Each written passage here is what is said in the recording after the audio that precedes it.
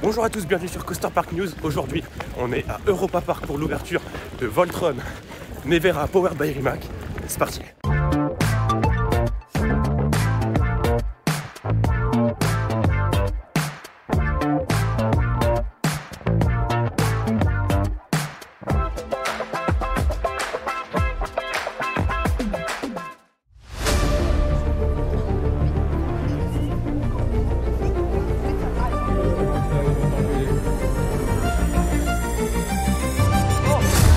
Antoine, on y est, c'est parti Voltron.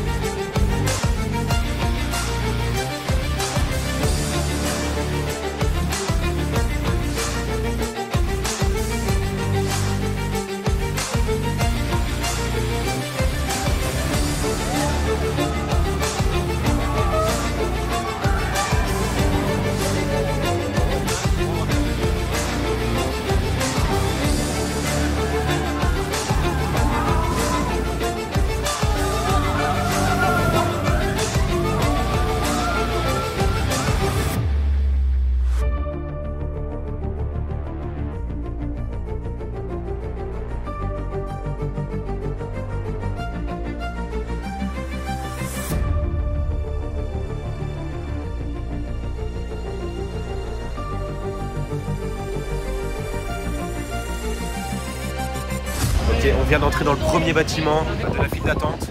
C'est magnifique, putain. Regarde pas à gauche. Mais putain, mais. Le pré-show juste là, comme me dit Antoine.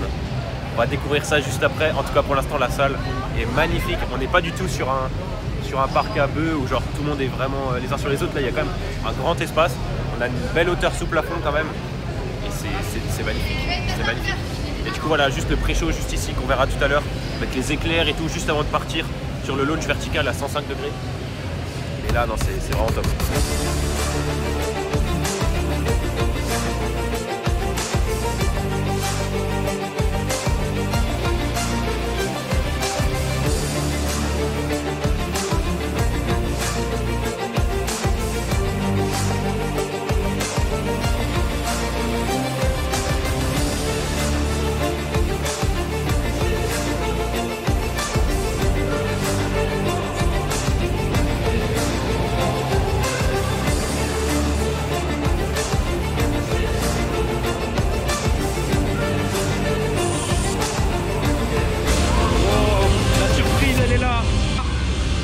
Objectif Mars, l'objectif Mars, le launch vertical c'est maintenant. Ça, c'est incroyable.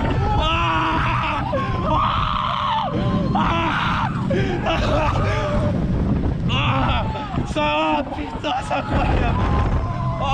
Magnifique.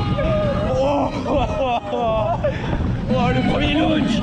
Il est puissant. La version de fou. Merci les harnais qui nous retiennent. L'éjecteur de malade celui-là. Magnifique. Attention, aversion. La table de transfert, on arrive. C'est incroyable. La première partie, elle est... mec, j'en ai des fourmis dans les mains là. C'est incroyable. C'est puissant, hein. Donc là, table de transfert. On change de sens. On a le launch, deuxième launch. La musique, magnifique, j'adore. Allez. Je m'attendais. Je savais plus que ça partait en arrière. Il est puissant. Il est puissant. Magnifique. Yeah! Magnifique! Mais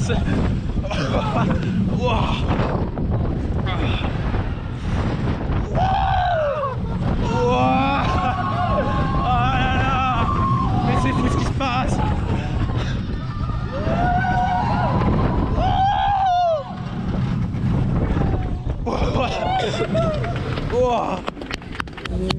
C'était magnifique.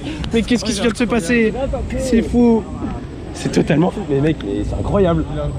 Le parcours est magnifique. Alors il y a plein d'inversions différentes, enfin, plein de, ouais, de figures, enfin, c'est varié. Pour ma part en tout cas il y en a pas mal, c'est la première fois que je l'ai fait. Et non, c'est incroyable. Je crois qu'on va débriefer dehors parce que là c'est trop pour nous en une fois. Mais non, c'est magnifique.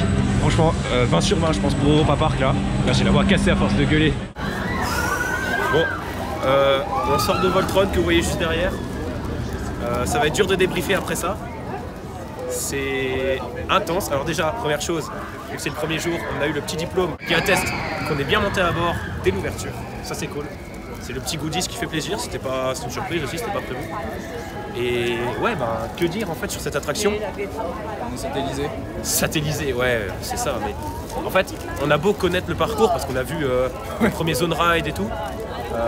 Mais pourtant, en fait, non, on ne pouvait pas se préparer à ça. Genre déjà, rien que pour commencer la file d'attente, on va faire dans l'ordre. On rentre, magnifique. L'animatronique de Nikola Tesla, il est cool. Les petites bobines Tesla, les vraies bobines Tesla que vous avez vues, pareil, surprise incroyable et totalement dans le thème, donc ça c'est cool. En plus les bobines au plafond là, elles jouaient la musique de Voltron, donc ça c'est incroyable. Cette salle c'est quand même l'élément majeur de la file d'attente, hein. C'est là qu'on passe le plus de temps en fait. En théorie, à part aujourd'hui, parce qu'aujourd'hui bien sûr on était pas mal en dehors de la file d'attente, hein. On a attendu autour de l'Europa Dome et à Traumatica. Mais voilà, donc cette salle magnifique. Ensuite on arrive directement au niveau des casiers. Globalement c'est le même système que sur Arthur avec des cartes, hein. Ensuite on monte un escalier et là 30 secondes plus tard on était dans le train. Le pré-show entre guillemets, c'est une petite surprise que le parc a très bien gardé. En tout cas on s'y attendait. Alors nous on s'y attendait parce qu'on s'est fait spoiler, voilà, on va le dire. Donc c'est dommage. Et ensuite le parcours. Mais les amis, mais le parcours est juste incroyable. Juste incroyable. Déjà le premier launch très puissant, 105 degrés, c'est...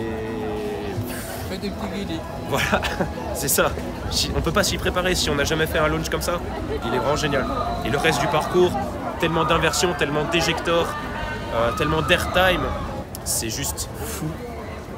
J'ai vraiment pas les mots, il faudra commencer peut-être de débriefer un peu plus tard après un deuxième tour. Mais là on vient juste de sortir depuis une minute et bon, petite pause pique-nique pour nous, on a prévu les sandwichs pour pas perdre de temps et ensuite on y retourne, hein.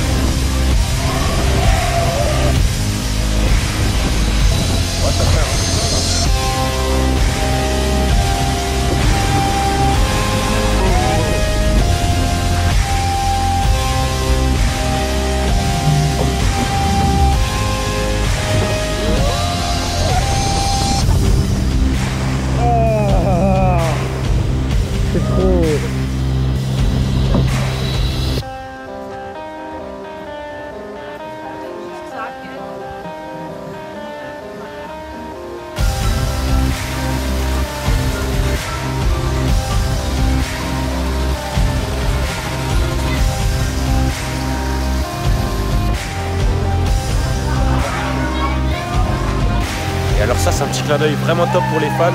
L'ancienne Alpen Express est encore présente en décor cette fois. Et ça c'est vraiment top.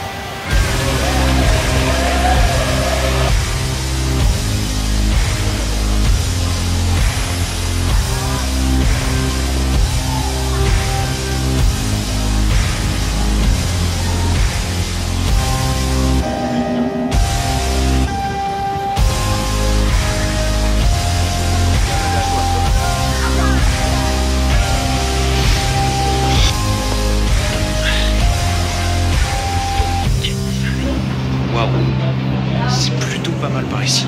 C'est vraiment ce que j'attendais le plus perso, c'est le côté grotte des diamants, l'ancienne. Et là c'est vraiment bien repris. Ils ont vraiment repris les codes de l'ancienne grotte des diamants. Et puis là, directement dans la boutique. Boutique qui est sympathique aussi, différente de l'autre, plus sombre. Alors Antoine, qu'est-ce qu'on en pense de ce petit Enzian? Il est là. Il est là, il est là. Non, en vrai, c'est pas mal. C'est bien qu'il l'ait refait. En tout cas, ça, on peut pas dire. Oui. Il est tout beau, tout neuf, tout propre avec les Yomis. Bon, ça, on aime ou on n'aime pas. On n'aime pas. Ah, ok. Non, c'est cool. Il fait beaucoup moins de bruit qu'avant, surtout au passage au regard, ça c'est cool. Pour la famille, c'est toujours sympa. Et ouais, c'est quand même bien qu'il l'ait refait parce que perso, c'est quand même mon premier coaster en soi. Donc c'est vraiment top de pouvoir le refaire maintenant. Donc ça fait plaisir que ce soit de retour quand même. Pour la petite histoire, le tout. Donc tout le quartier autrichien avait brûlé le lendemain de mon premier week-end de travail à Europa Park. Promis, je suis pour rien.